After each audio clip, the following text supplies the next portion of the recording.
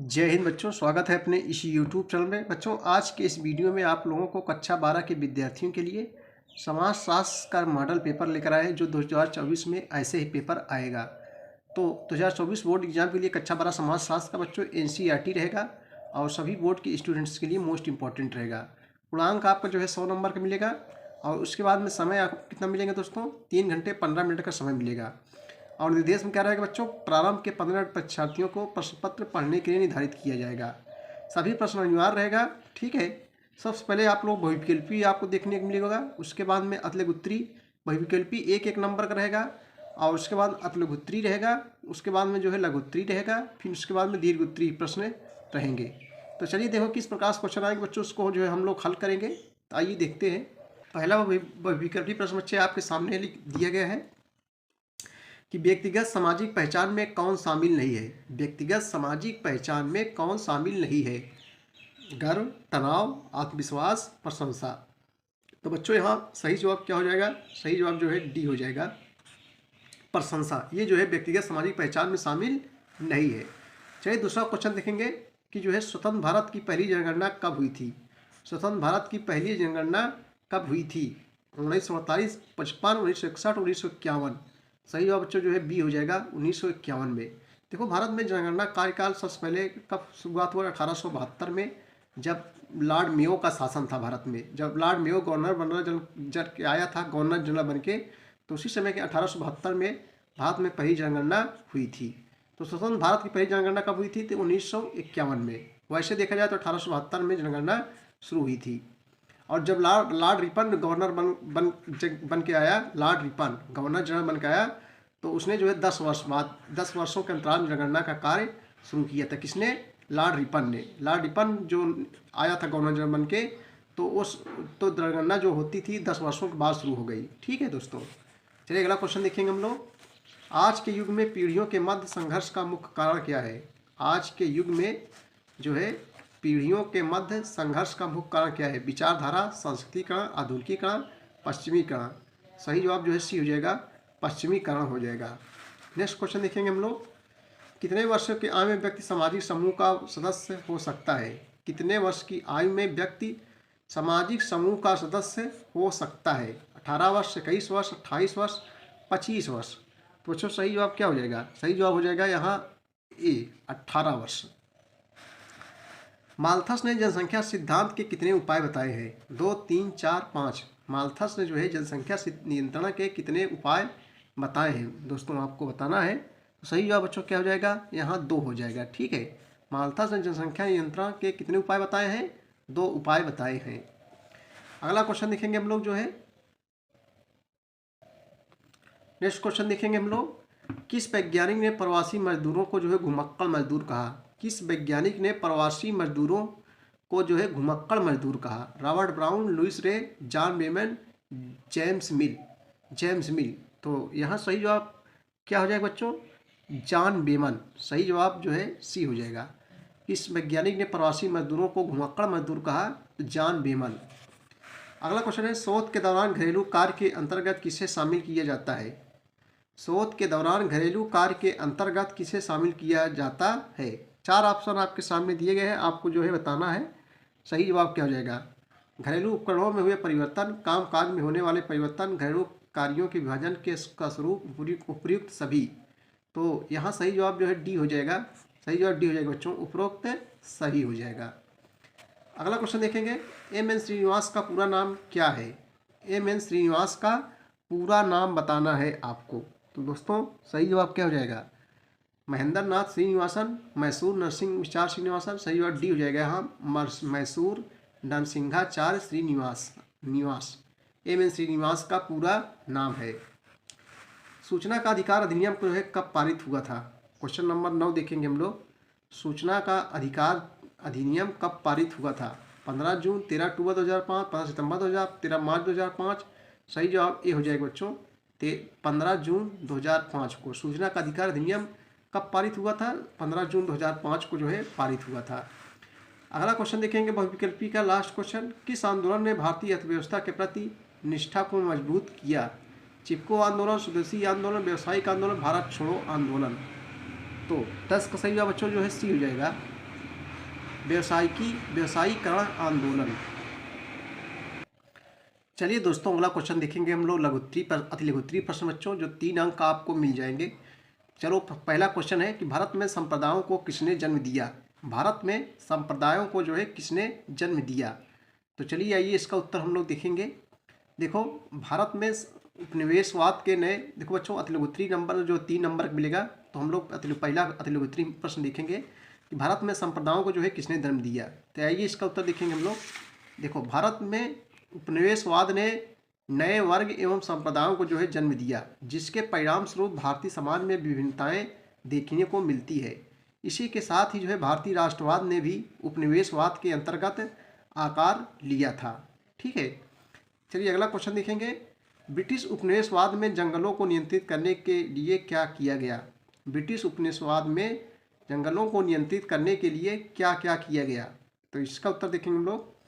देखो, ब्रिटिश उपनिवेशवाद, जब अंग्रेजों का हमारे देश पर बच्चों शासन था, ठीक है, ब्रिटिश उपनिवेशवाद में ब्रिटिश पूंजीवाद के प्रसार के लिए जंगलों को भी जो है नहीं छोड़ा। उन्होंने पेड़ों की कटाई और बागानों में चाय की खेती की जो है शुरुआत कराई।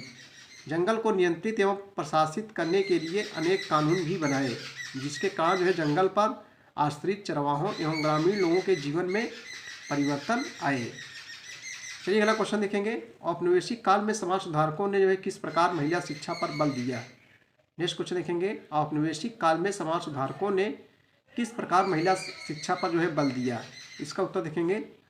औपनिवेशिक काल आप लोग समझ रहे हैं बच्चों, जब अंग्रेजों का हमारे ऊपर शासन था, तो उस काल को औपनिवेशिक काल कहा जाता था, क्योंकि हम लोग गुलाम थे। तो औपनिवेशिक काल में विभिन्न समाज सुधारकों ने महिला शिक्षा से संबंधित मुद्दों को उठाया, जिसमें एक समाज सुधारक ज्योतिबा फूले ने जो है पुणे में महिलाओं के लिए पहला जो है विद्यालय खोला। सभी समाज सुधारकों ने यह माना कि समाज में उत्थान के लिए महिलाओं को जो है शिक्षित होना आवश्यक है। यदि समाज में उत्थान, यदि समाज को आगे बढ़ाना है बच्चों, तो जो है महिलाओं को शिक्षित होना आवश्यक है। ठीक है, अगला क्वेश्चन देखेंगे। जनसांख्यिकी लाभांश से आप क्या समझते हैं। अगला क्वेश्चन, नेक्स्ट क्वेश्चन है, जनसांख्यिकी लाभांश से आप क्या समझते हैं। तो आइए इसका उत्तर देखेंगे बच्चों।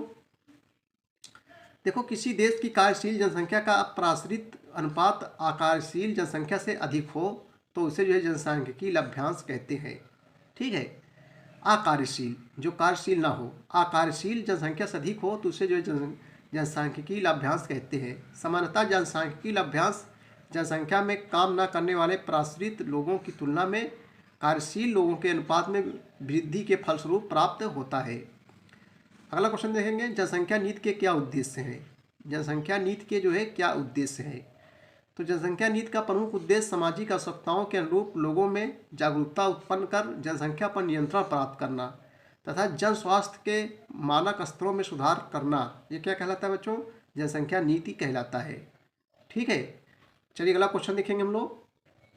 अगला क्वेश्चन है कि किन कारणों से भारतीय महिलाएं आज भी भूमि की मालिकाना हक से वंचित हैं।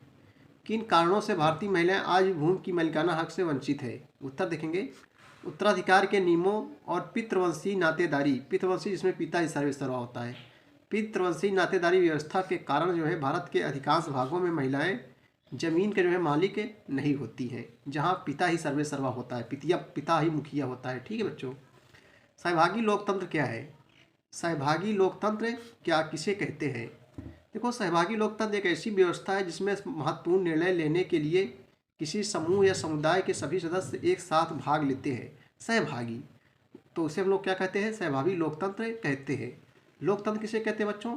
लोकतंत्र यानी लोगों द्वारा चुनी गई सरकार को क्या कहते हैं, लोकतंत्र, यानी जनता द्वारा चुनी गई सरकार को लोकतंत्र कहते हैं। सांस्कृतिक व्यवहारों को किस प्रकार समझा जा सकता है। अगला क्वेश्चन देखेंगे हम लोग। सांस्कृतिक व्यवहारों को किस प्रकार समझा जा सकता है।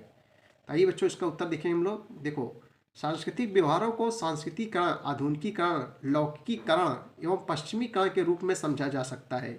इसमें जो है सांस्कृतिकरण की जो है प्रक्रिया उपनिवेशवाद की शुरुआत से पहले से होती रही तथा बाद को की जो है 3 प्रक्रियाएं उपनिवेशवाद के जो है बाद शुरू हुई है। अगला क्वेश्चन है, जनजातियों के अस्थायी लक्षण क्या है। नेक्स्ट क्वेश्चन दोस्तों देखेंगे हम लोग। जनजातियों के अस्थायी लक्षण क्या है।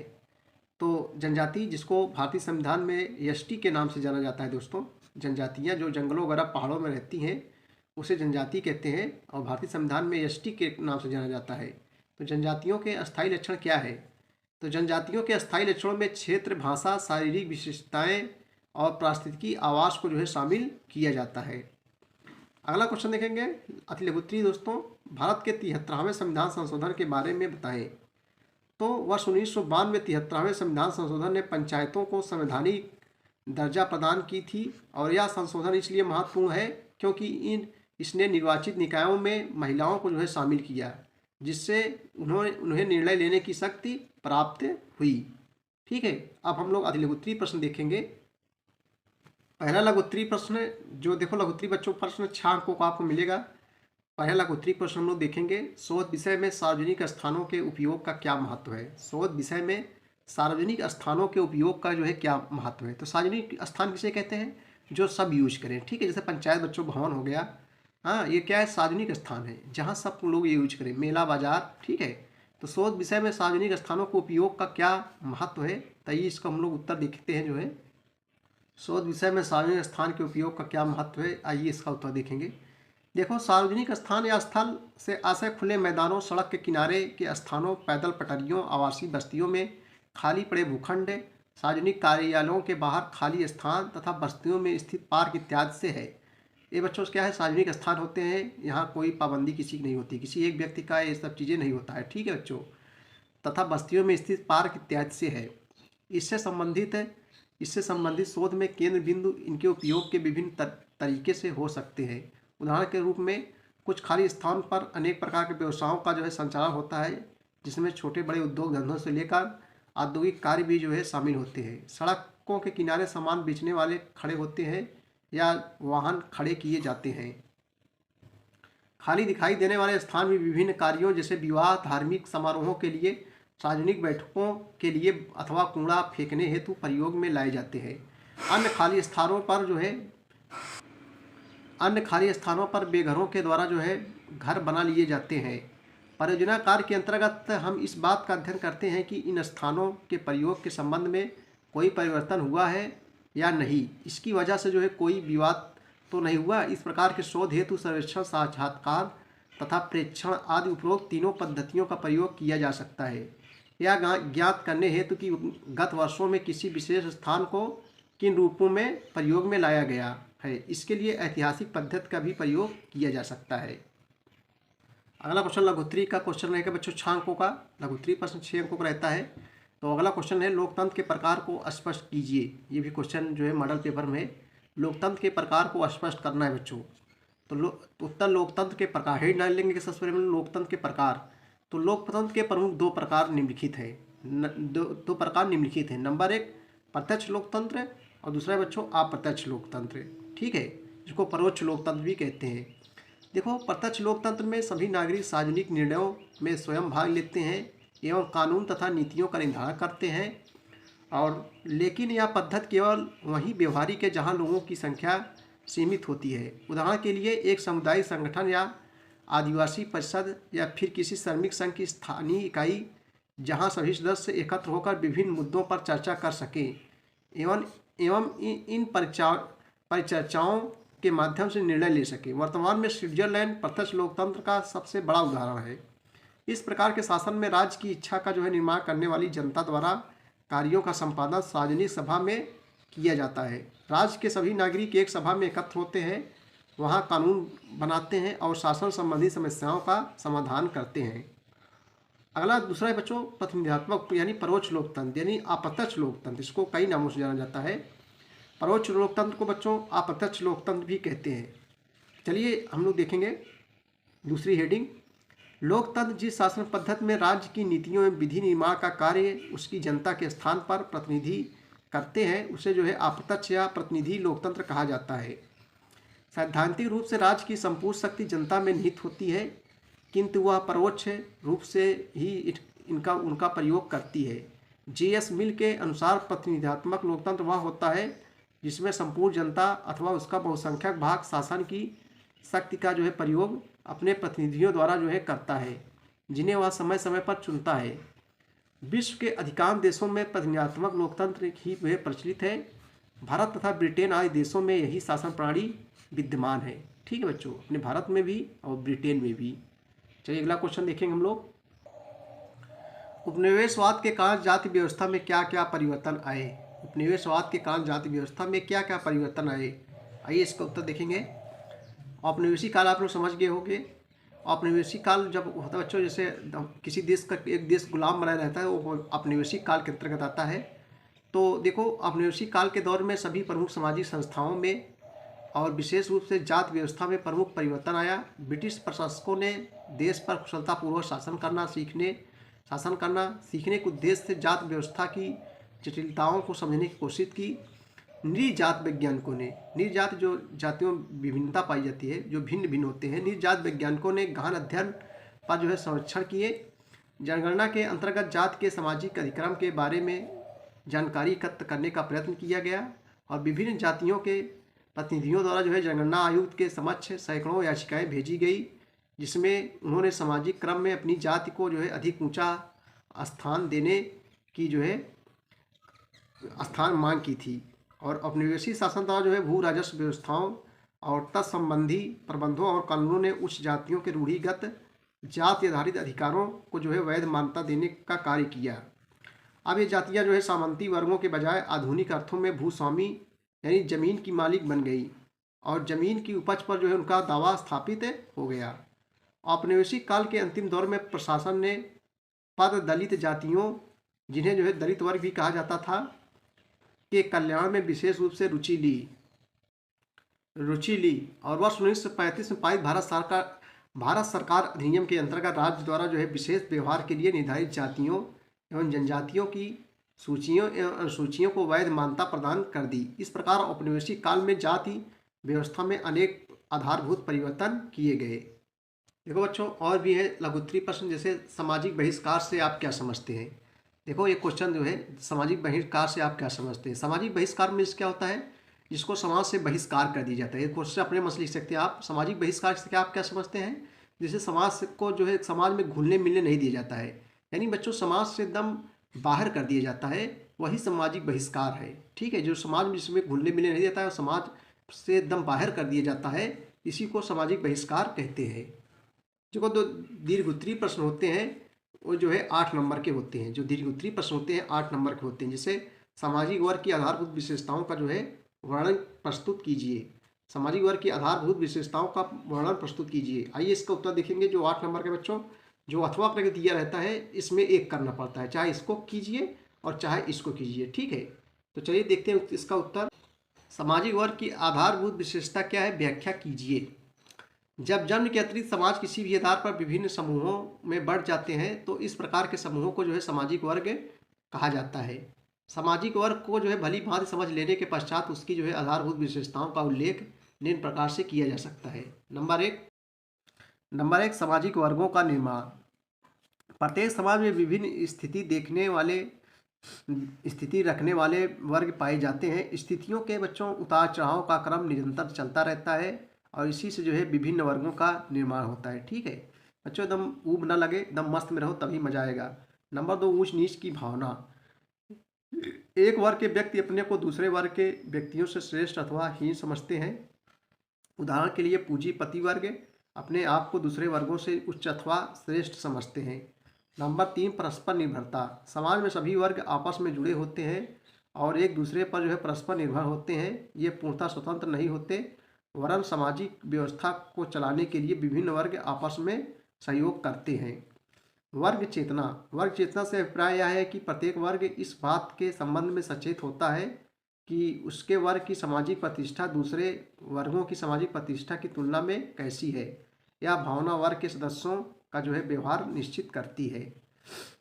5वां है सामाजिक संबंध। एक वर्ग के व्यक्ति अपने वर्ग के व्यक्तियों के साथ जो है संबंध रखते हैं, परंतु अन्य वर्गों से सीमित संबंध रखते हैं। भिन्न भिन्न वर्ग एक दूसरे से सामाजिक दूरी अथवा जो है सीमित सामाजिक संबंधों के आधार पर अलग अलग रहते हैं। नंबर 6 है बच्चों, योग्यता पर आधारित वर्ग। योग्यता पर आधारित वर्ग का आधार जन्म नहीं वरन व्यक्ति की योग्यता, जन्म, आयु, धर्म, लिंग भेद, शिक्षा, व्यवसाय आदि बातों पर आधारित है। अपनी व्यक्ति अपनी योग्यता के बल पर अपने वर्ग में परिवर्तन ला सकता है। ठीक है बच्चों।